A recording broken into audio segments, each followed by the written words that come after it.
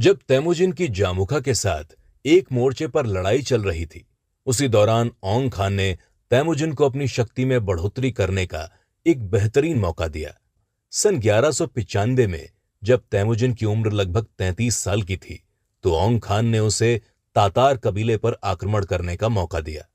औंग खान के साथ मिलकर इस हमले में सफलता हासिल करके तैमुजिन मंगोलों के बीच अपनी सैन्य शक्ति, आर्थिक शक्ति और इज्जत को बढ़ा सकता था। तातारों पर हमला करने के लिए औंग खान और तैमुजिन के साथ जुरचेन साम्राज्य के गोल्डन खान भी शामिल हो रहे थे। जुरचेन साम्राज्य गोबी रेगिस्तान के दक्षिण में मौजूद था और मंगोल कबीलों के मुकाबले ज्यादा सभ्य माना जाता था। पारंपरिक रूप से जुरचेन साम्राज्य तातार कबीले का सहयोगी रहा था, लेकिन वक्त के साथ जुरचेन साम्राज्य को लगने लगा था कि तातार कबीला ज्यादा मजबूत हो रहा है, जो जुरचेन कबीले के लिए खतरा बन सकता है। इसी वजह से जुरचेन साम्राज्य के गोल्डन खान ने औंग खान और तैमुजिन के साथ मिलकर तातार कबीले पर हमला करने की योजना बनाई थी। सन 1191 की सर्दियों में तातार कबीले पर तैमुजिन और उसके साथियों द्वारा किया गया हमला बेहद सफल साबित हुआ। चीन और जुरचिन साम्राज्य के बेहद नजदीक होने की वजह से तातार कबीले के पास अन्य मैदानी कबीलों के मुकाबले ज्यादा बेहतरीन व्यापार का सामान मौजूद था। व्यापारिक रूप से तातार कबीला इतना मजबूत था कि मंगोल कबीले के हमलावर उनके कबीले के लोगों के आभूषण और कपड़े देखकर हैरान रह गए। तैमुजिन और उसके मंगोल साथियों को तातार कबीले पर मिली जीत के बाद भारी मात्रा में लूट का सामान हासिल हुआ, जिससे वो आर्थिक रूप से बेहद मजबूत हो गए। इसके बाद मंगोलों के बीच तैमुजिन की इज्जत भी बढ़ गई, जिसके बाद वो सैन्य रूप से भी मजबूत हो गया। मगर तातार कबीले पर हमले के दौरान तैमुजिन को यह एहसास हुआ कि जुरचेन साम्राज्य किस तरीके से अपने फायदे के लिए मंगोलिया के मैदानी कबीलों को आपस में लड़ाता रहता है। उसे यह बात समझ में आ गई कि आज जुरचेन साम्राज्य ने केरिट के साथ मिलकर तातार कबीले को पराजित कर दिया है, लेकिन हो सकता है कि कल वो तातार कबीले के साथ मिलकर केरिट पर हमला बोल दे।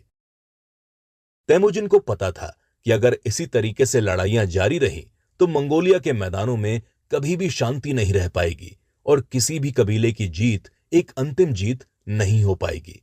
ऐसा कहा जाता है कि यहीं से तैमुजिन के दिमाग में पहली बार मंगोलिया के मैदानों के बड़े कबीलों को एकजुट करके एक ताकतवर साम्राज्य बनाने का विचार आया।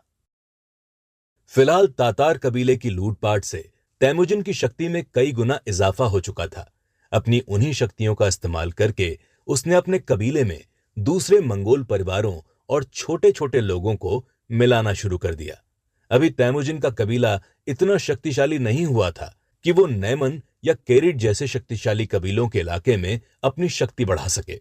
इसीलिए इस दौरान तैमुजिन इन कबीलों के इलाकों से दूर अपनी शक्तियों में इजाफा करता रहा। तातार कबीले पर जीत के बाद तैमुजिन ने सबसे पहले जुरचिन नाम के एक मंगोल कबीले को अपने अधिकार में लेने की कोशिश की। जुरचिन कबीले ने पहले तो तातार कबीले पर लूट के दौरान तैमुजिन का साथ देने का वादा किया था, लेकिन आखिरी वक्त पर वो वादे से पलट गए थे। जब तैमुजिन तातार कबीले पर हमले के लिए गया हुआ था, तो जुरचिन कबीले ने तैमुजिन के कबीले से जुड़े कुछ लोगों को मारकर लूटपाट भी की थी। तैमुजिन ने अब जुरचिन कबीले से बदला लेने की ठान ली थी। जुरचिन कबीला तैमुजिन के हमले के सामने बिल्कुल नहीं टिक पाया और जल्द ही हार मान ली। मगर जुरचिन कबीले पर जीत हासिल करने के बाद तैमुजिन ने उस कबीले वालों के साथ जो व्यवहार किया, उससे सभी हैरान रह गए।